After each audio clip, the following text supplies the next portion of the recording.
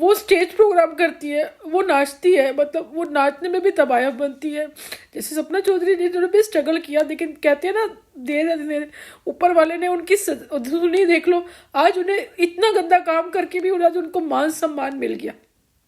शादी हुई, उनको देखो बेटी भी, उनको बेटा दिया, उनको बेटी कभी नहीं होगी देखना, क्योंकि जो जिंदगी दी है ना उनको बेटा ही होगा देखना, उनको बेटी नहीं होगी देखना।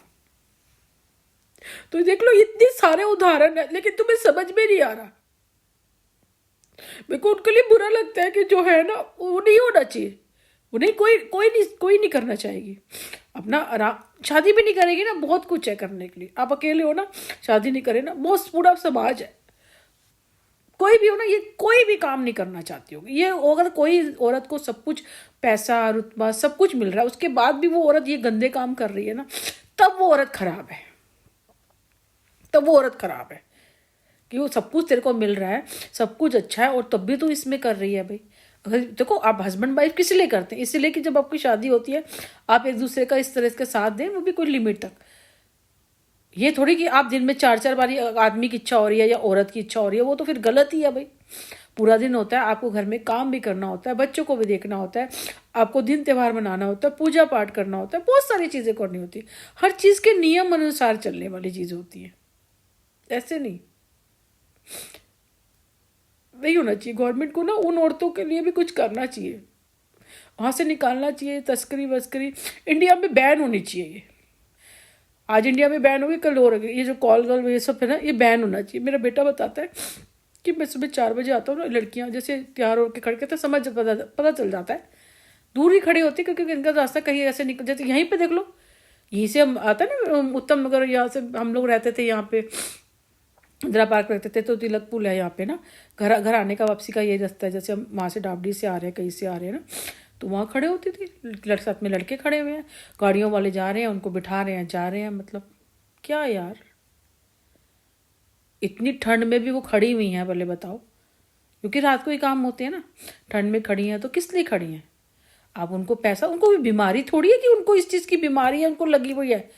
उनको रहने का घर दे दें और उनको पैसा दे दें, उनको रोजी रोजगार दे दें, जो वो कर सकती है वो दे दें। वो घर से काम करे, बाहर से वो ऐसे कुछ फैक्ट्रियाँ बनाए, कुछ दें, इन औरतों को काम दें, जो वो काम करेंगी नहीं, सुबह से शाम तक काम करेंगी, बच्चे पालेंगी।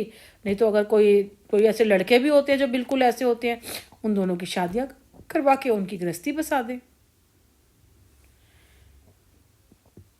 और जो बिल्कुल इसी की ज़िंदगी में जीनी चाहती है, हाँ भाई चल तुम कर लो भाई, उसको लीगल कर देना चाहिए उस जगह को, जाओ भाई, क्योंकि सबको पता ही है वो अपनी मर्जी से कर रही है, और उसके लिए कोई मजबूरी, फिर वो किसी को अपना इंटरव्यू भी नहीं दे सकती कि मैं मजबूरी में कर रही हूँ, मेरे को 50 लोग आते हैं, मेरे पास 100 लोग मेरे से काम करते हैं, ऐसा वो कभी कह ही नहीं पाएगी, क्योंकि वो मर्जी से कर रही है। वो उसकी अपनी जिम्मेदारी है, तो वो जिम्मेदारी उसने खूब उठाई है, तो उसकी वो गुनहगार भी तो खुद ही है ना। वो जब गवर्नमेंट समाज उसको दे रहा है भाई, सब कर रहा है कि भाई तुझे घर भी मिल रहा है, क्योंकि आजकल तो गवर्नमेंट पैसे देती है ना, उनको घर भी दे दिया, उनको रोजी रोजगार भी दे दिया। क्योंकि देखो आपको घर मिल जाता है ना, जब तक आपके पास काम नहीं होता तो आप नहीं कर पाते, और काम हर इंसान को करना चाहिए।